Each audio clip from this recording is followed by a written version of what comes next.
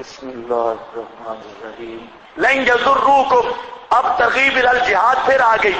لن یضروکم، اللہ فرماتے ہیں میرے پیغمبر یہ جو اہل کتاب ہیں حد سے نکلے ہوئے، لن یضروکم تمہیں نقصان نہیں دے سکتے، الا اذن مگر تھوڑا بہت گالم گلوچ، الا اذن مگر تھوڑی سی تکلیف، اکا دکا مقام پہ کوئی ڈنڈا شنڈا چل گیا، گالیاں شالیاں چل گیا، ورنہ یہ تمہارے ساتھ لڑ کے تمہیں نقصان نہیں دے سکتے. یہ بھی قرآن کی پیشین گوئی ہے اور تھا بھی ایسے، کیونکہ بات مولویوں کی ہے. یہ گدی نشین اور پیر اللہ جانتا ہے اتنے بزدل کمپنی ہے کہ ان سے بڑا بزدل دنیا میں کوئی نہیں. اور اگر آپ میں ایک بچہ بھی ان کے سامنے کھڑا ہو جائے تو ان کے پاؤں سمیت سر تک پورا وجود کانپنے لگ جائے. یہ تو صرف اپنے گدیوں کے اندر بیٹھ کے چمکے ہوئے ہیں، تھوڑا ہمارے ہاتھ لگ جائے پھر دیکھو ان کا صرف ایک مقام پہ مولوی صاحب بیچارہ آ گیا، شرائط وغیرہ طے ہوتی رہی، شرائط مناظرہ آخر پہ جب طے ہو گئی، میں نے کہا مناظرہ کون کرے گا؟ کہتے ہیں جی میں کروں گا. میں نے کہا چل سیدھا ہو. اتنی بات کی کہ مولوی صاحب بالکل پنچر ہو گئے. آپ یقین کریں نیچے بستر بھی خراب ہو گیا، اور وہ آدمی جو مناظرہ کروانے والا تھا وہ بیچارہ یک دم تحریریں لکھی ہوئی سب کچھ، وہ ہمیں کہتے جی ہم نہیں کرتے مناظرہ. میں نے کہا اب تمہیں پتر بڑا سا کرتے کیوں نہیں؟ 2 گھنٹے گزر گیا اور ہمارا وقت بھی ضائع کیا. تقریر کے بعد اب مناظرہ ہو گئی ہوگا. وہ مجھے کہتے ہیں میری بات تو سنیں. مجھے باہر لے گیا، مجھے کہتے ہیں خدا کی قسم ہمارے مولوی کا پیشاب نکل گیا، اور آپ مہربانی کرے جو کسی کا پردہ رکھتا ہے اللہ بھی اس کا پردہ رکھتا ہے، آپ بات بھی کوئی نہ کریں اور چپ کر کے میں کہہ رہا ہوں مناظرہ نہیں کرنا. اچھا میں نے بھی سوچ لیا ٹھیک ہے، لیکن اللہ جس کو ذلیل کرے اس کو کوئی نہیں بچا سکتا. میں آیا، مولانا رسول اللہ راشد صاحب تھے، یہ مولانا عبد الکریم صاحب تھے ہمارے ناظم، اور حضرات تھے. تو میں ان کو میں نے کہا چلو چھوڑو، جب یہ حضرات کہہ رہے ہیں مناظرہ نہیں، چھوڑو ہم نہیں کرتے مناظرہ. مولانا رسول اللہ صاحب میری طرف دیکھتے ہیں یہ کیوں کہہ رہے ہیں نہیں کرتے. میں نے کہا یار وہ جو کہہ رہے ہیں تو چھوڑو نا، ان کے گھر ہے، چھوڑو مناظرہ کیا کرنا ہے. تو مولانا رسول اللہ نہیں کرنا ہے مناظرہ، کریں گے. اور میں نے اس کے کان میں کہا، میں نے کہا یہ مسئلہ ہے خدا کے بندے باہر چل. وہ بیچارے شکست مان گئے، اور یہ مذاق نہیں کر رہا، واللہ باللہ بالکل اسی طرح بات ہے. نیچے سارا بستر خراب ہو گیا. اب وہ بے وقوف وہاں بستر پہ بیٹھا تھا، سردیاں تھی، تکیے پہ بیٹھا تھا. اب تو بیٹھا رہے، ان کو تو میں لے کر باہر نکلا تو ہم باہر نکلے تو وہ بھی اٹھ کھڑا ہوا. اب وہ جو اٹھا تو نوجوان وہاں دیکھ رہے تھے، نیچے سارا بستر خراب اور جو کچھ ہوتا ہے سب کچھ ہو رہا تھا. اب ان نوجوانوں نے شور ڈال دیا اور اس کا سارا راز فوش ہو گیا. اس لیے فرمایا لن یضروکم الا اذى، یہی عذاب ہے، بستر خراب کر بیٹھیں گے اور کر کچھ نہیں سکتے. یہ بزدل اور بالکل ڈنگر کمپنی کوئی تمہیں نقصان نہیں دے سکتے.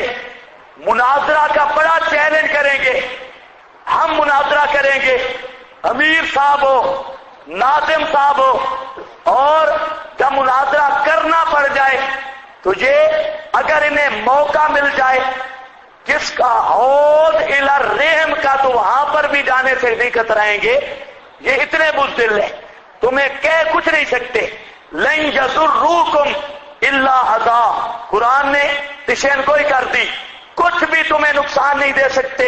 اور تم بھی جب مسئلہ بیان کرو ان مولویوں کو سمجھو بالکل بزدل ڈنگر، اور یہ ذہن رکھ کے مسئلہ بیان کرو کہ یہ اتنے ڈرپوک ہیں، اتنے بزدل ہیں، اتنے بے ایمان ہیں، ان کے اندر ایمان تو ہے نہیں. اس لیے 1000 مولوی کھڑا ہو تو آپ کے ذہن میں بات ہو یہ مولوی نہیں گدھے کھڑے ہیں. مشرک مولوی یہ گدھا کھڑا ہے، اور ایک گدھے کو 100,000 گدھے کو ایک بچہ ہاتھ کے لے جا سکتا ہے. یہی نظریہ رکھو. اللہ صحابہ کو بھی دلیر کر رہے ہیں، اور جب تک یہ دلیری نہیں ہوگی مسئلہ بیان نہیں ہو سکتا۔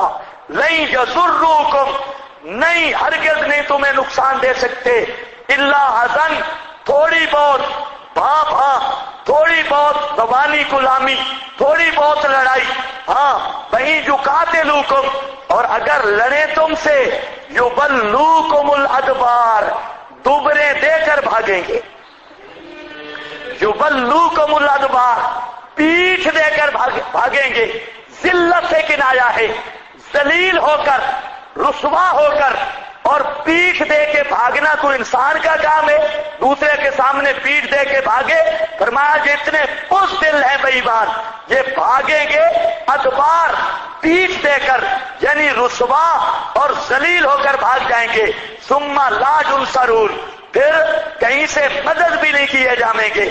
ضربت علیہم الذلہ، ٹھپا لگا دیا گیا ان پر، ضربت یہ استعارہ ہے، مار دی گئی ان پر، الذلۃ، ذلت، اینما سوکفو، اینما سوکفو، جہاں کہیں بھی وجدو پائے گئے، الا بحبل من اللہ، اب ذرا خیال سے معنی سننا ہے، الا بحبل من اللہ، مگر دستاویز اللہ کی، بحبل من الناس، اور دستاویز لوگوں کی۔ کیا مطلب؟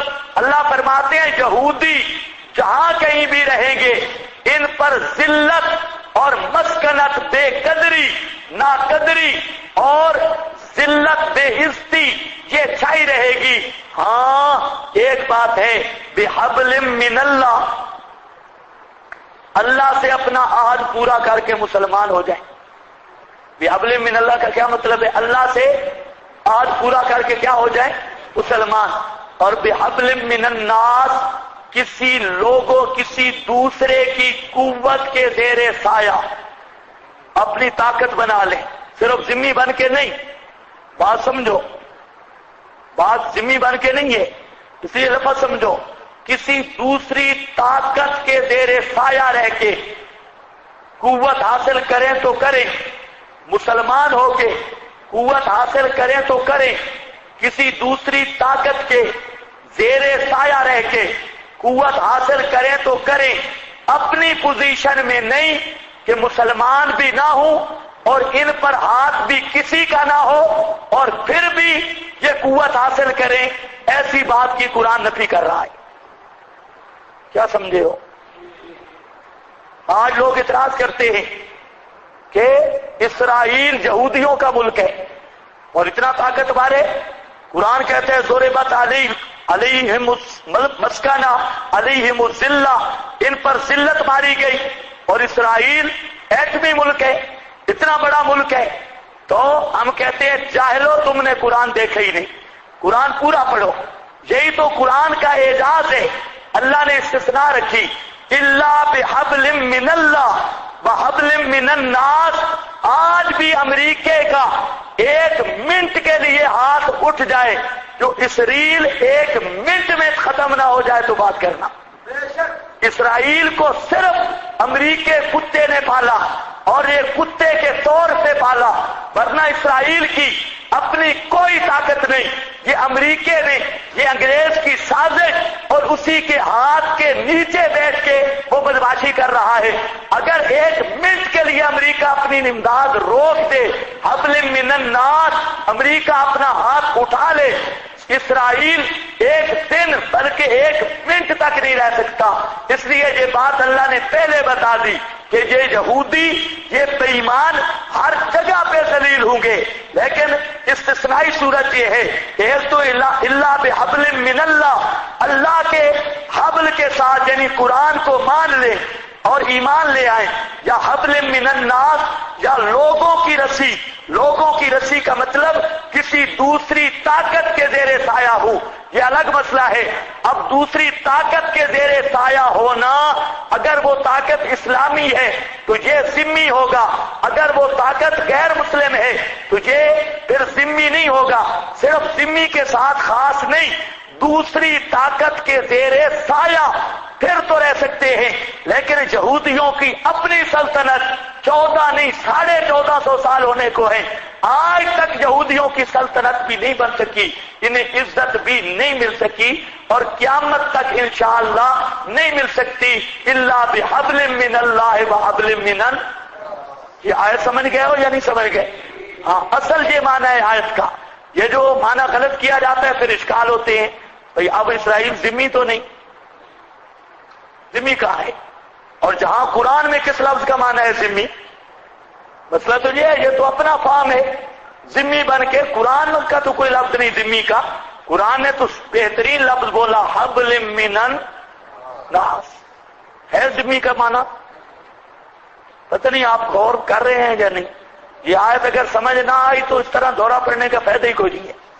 حبل من الناس وباؤ، اور ذلت کا یہ مطلب نہیں ہے کہ پیسے نہیں ہوں گے، ذلت کا مطلب ہے پیسے بھرے ہوئے ہوں، جیب بھرا ہو تب بھی ذلیل ہو، تب بھی کیا ہو؟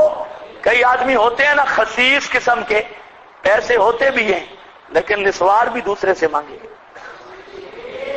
ایسے ہوتے ہیں نا نسوار تک اپنے پیسے کروڑ پتی ہے اور کہے گا یار دودھ کے لیے تو پیسے دے، نسوار کے لیے تو دے، تیل کے لیے تو دے۔ یہ خدائی ذلت ہوتی ہے، پیسے سے تبنگوری نیست۔ ہاں بھائی یہ دل کی گناہ ہے۔ ضربت علیکم علیہم الذلہ اینما ثقفوا، جہاں بھی پائے جائیں اللہ بحبل من اللہ وحبل من الناس، مگر ساتھ دستاویز اللہ کے اور دستاویز لوگوں کے، وباؤ بغضب من اللہ، اور لوٹے ساتھ غضب کے اللہ تعالیٰ کی طرف سے، وضربت علیہم المسکنہ، اور مار دی گئی ان پر، سارے استعارے ہیں، ٹھپا لگا دیا گیا المسکنہ، پستی کا، کم ہمتی کا، ذالک بانہم کانوا، یہ اس وجہ سے ہے کہ وہ کانوا یکفرون بآیات اللہ، یہودی اور شیعہ، اس کا چہرہ دیکھنے سے آدمی پہچان لیتا ہے، اور اس کی علامت یاد رکھ لو، جہاں یہودی یا شیعہ ہوگا اس کی یہ جو پاچھیں ہیں یہ بلڈیری کتے کی طرح ہوں گی، کچی ہوں گی، یہ میرا پورا تجربہ ہے۔ کہیں شیعہ یا یہودی ہوگا اس کے یہ جو پاچھیں ہیں وہ جو بلڈیر کتا ہوتا ہے، بلڈیری نسل کا، اس کی طرح یہ کچی ہوتی ہے، اور اس کا ماتھا بھی اس سے ملتا ہے۔ اور میرا دعویٰ ہے کہیں بھی یہودی اور شیعہ ہو، میں آپ کو بتاتا ہوں کہ یہ شیعہ ہے، یا یہ نہیں فرق ہوگا یہودی یا شیعہ، بہرحال یہ ہوگا یا یہودی ہے یا شیعہ ہے، دونوں کا ایک ہی رونق ہوتی ہے، جیسے یہودی کے چہرے کی رونق ہے یہی شیعہ کے چہرے کی رونق ہے۔ کچھ سمجھ آئیے؟ یہ ہے نشان المسکنہ، مسکنہ، چہرہ بھی ٹپکتا ہے یہودیت اور شیعت، یہی ذلت ہے، یہی مسکنت ہے۔ ذالک بانہم کانوا، یہ سبب سے ہے، کانوا یکفرون بآیات اللہ، تھے انکار کرتے اللہ کی آیات کا، ایک وَيَقْتُلُونَ الْأَنْبِيَاءَ، مقدس شخصیات کے دشمن تھے، اللہ کی آیات کے منکر تھے، مقدس شخصیات کے دشمن تھے۔ یقتلون، قتل کرتے تھے انبیاء کو ناحق، اپنے دھرم میں بھی ناحق سمجھتے ہوئے۔